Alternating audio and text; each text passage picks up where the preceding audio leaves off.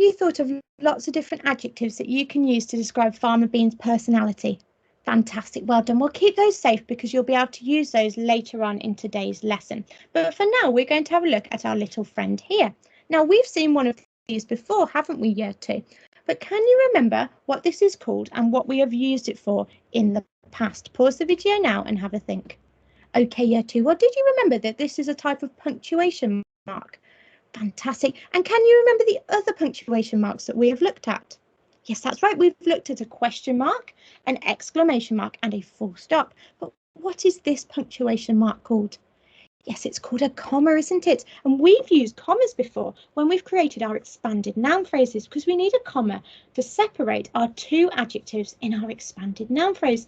But you can use commas for lots of different things. You can use commas in lots of different ways. But today we are going to look at one way in which you can use a comma, which is to separate items in a list. So, for example, when you're writing, if you have a long list of adjectives to describe Mr. Fox's jacket, for example, you could separate those items, those adjectives in your list using a comma. So let me show you an example so you know what I'm talking about. So here we have a sentence. Mr. Fox's tail is bushy and auburn and thick and tattered. Now, what is wrong with that sentence here too? Could you pause the video and have a think?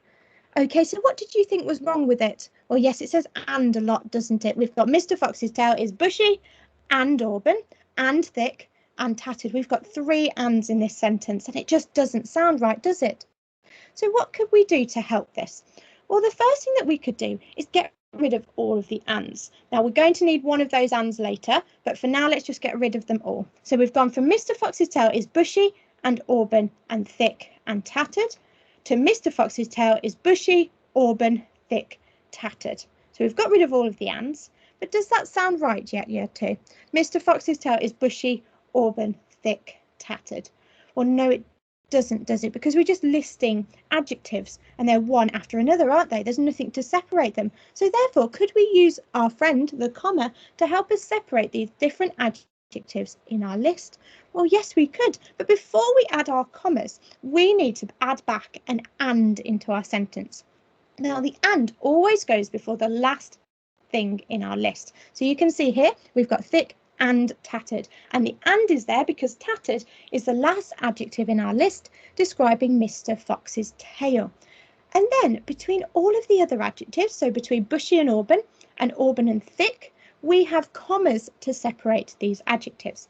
So Mr. Fox's tail is bushy, comma auburn, comma thick and tattered. And we've got and there because tattered is the last adjective in our list. So yes, a comma is put between each item in the list, or in this case, each adjective in the list. But the last 2 items always have and between them and no comma. So you wouldn't have Mr. Fox's tail is bushy, comma auburn, comma thick, comma tattered. You would need Mr. Fox's tail is bushy, comma auburn, comma thick and tattered. And this works for how many items you have in your list. So if you have 7 items, you would separate all of the items by a comma, except for the last 2 where you'd put an and between them. Okay, so now let's have a little practice. So here we have some sentences which are lists. We've got Mr. Fox's jacket is navy, smart, old-fashioned. In the valley, there were 3 farmers called Bean, Bunce, Boggis, and Farmer Bean was towering, lanky, lean. Now let's do the first one together. So if we have a look, it says Mr. Fox's jacket is navy, smart, old-fashioned. So our list is of adjectives describing Mr. Fox's jacket. We've got navy, we've got smart, and we've got old-fashioned. Now I remember before the last item in a list, we need an and, don't we? So it's going to be smart and old-fashioned. But what are we going to need between navy and smart? Oh yes, we're going to need a comma to separate those 2 adjectives, aren't we? Because we use commas in a list, except for the last 2 items in the list, which have an and between them. So we have Mr. Fox's jacket is navy, comma smart and old-fashioned. Okay, so here you have 2 more sentences. Please could you pause the video and have a go at adding the commas and the and into these sentences. Okay, Year 2, so let's have a look together. We've got in the valley, there were 3 farmers called Bean, Bunce, Boggis. Now, this is a list of the farmers' names in the valley, isn't it? So therefore, we've got Bean, bunce, boggis. Now again, I remember that before the last item in the list, which in this case is boggis, we need an and, don't we? So we're going to have an and between bunce and boggis. But what are we going to need between bunce and bean and bunce, sorry? Yes, we're going to need a comma to separate these two farmers, aren't we? So therefore, we'll have in the valley, there were 3 farmers called bean, comma, bunce, and boggis. Okay, so we've got our comma between bean and bunce, and then we've got an and between bunce and boggis, because boggis is the last thing in our list. And then we have Farmer Bean was towering, lanky, lean. Now, these are adjectives to describe Farmer Bean's appearance.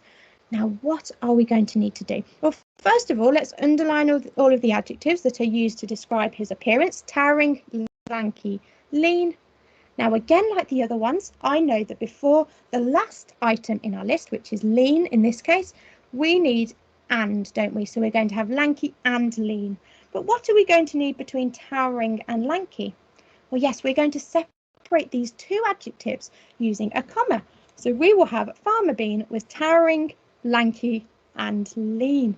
Okay, so now we know how to use commas in a list to separate items, but then we use and before the last item.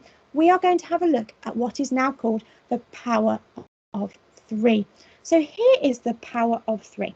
Now the power of 3 uses a list, okay, and it's using adjectives in a list to describe. So an author might use the power of 3 to describe somebody's appearance or somebody's personality, or even a place in a story, a setting, okay? And they use 3 adjectives in a list. Now let's have a go at creating one together. So we have choose your adjectives, which is the first step. Now I want to describe Mr. Fox with my power of 3, okay? Now what adjectives did I think of to describe Mr. Fox? Well, I thought of cunning, thoughtful and determined. So I'm going to use those 3 adjectives in my power of 3 to describe Mr. Fox. Well, next I need to decide what order I want to write them in. So do I want them cunning, thoughtful, determined, or do I want them in a different order? Because I can choose what order I'd like them in. Which sounds better? Cunning, thoughtful, determined, thoughtful, cunning, determined, determined, thoughtful, cunning. I think I want thoughtful first, and then determined, and then cunning. Okay, so that's the order I want my adjectives in my power of 3 to describe Mr. Fox's personality. Now, next I need to add some commas to my list. Okay, now remember, which adjectives am I going to need to have the and between? Well, I've chosen to have cunning as my last adjective, so therefore and will be before cunning.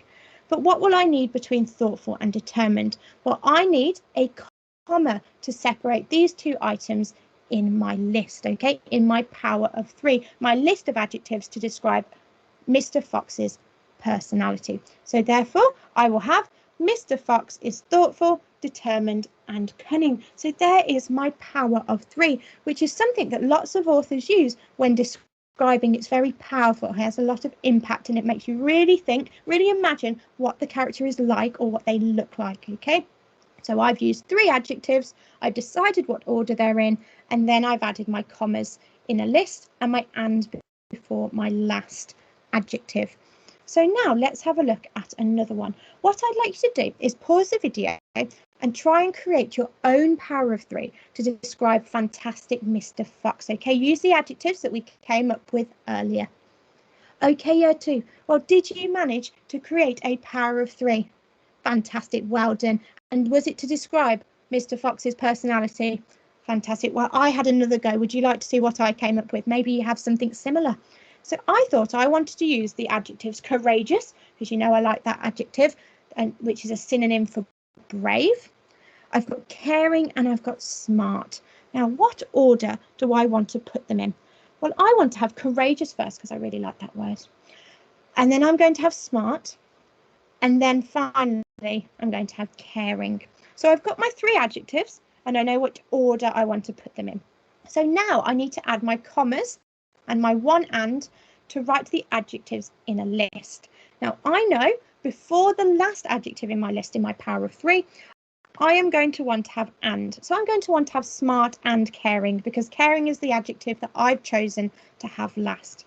So therefore, what am I going to need between courageous and smart? Well, yes, I'm going to need a comma, aren't I, to separate those two adjectives. So therefore, I came up with the sentence, Mr. Fox is courageous, comma, smart and caring. So there we go. There is my power of 3 to describe Mr. Fox's personality. Did you come up with anything similar, or did you think of your own? Fantastic. Either way, that is brilliant. As long as you've remembered your comma and your and in your power of 3 to describe fantastic Mr. Fox. So now it is your turn. I would like you to create some power of 3 sentences to describe Farmer Bean's personality. So you earlier thought of lots of different adjectives to describe his personality, and I said that you'd be able to use these later on in the lesson. So I would like you to create maybe 4 different power of 3 sentences to describe his personality.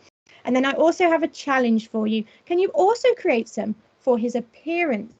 So once you've created your power of 3 for your personality, can you think of some for Farmer Bean's appearance as well? Remember, you need 3 adjectives. Decide which order you want them in, and then add your comma and your and to make it a power of 3, a list of adjectives to describe Farmer Bean. Okay, well, I'm looking forward to seeing your power of 3's year 2. Have a lovely rest of your day, and I'll see you in our next English lesson. Bye.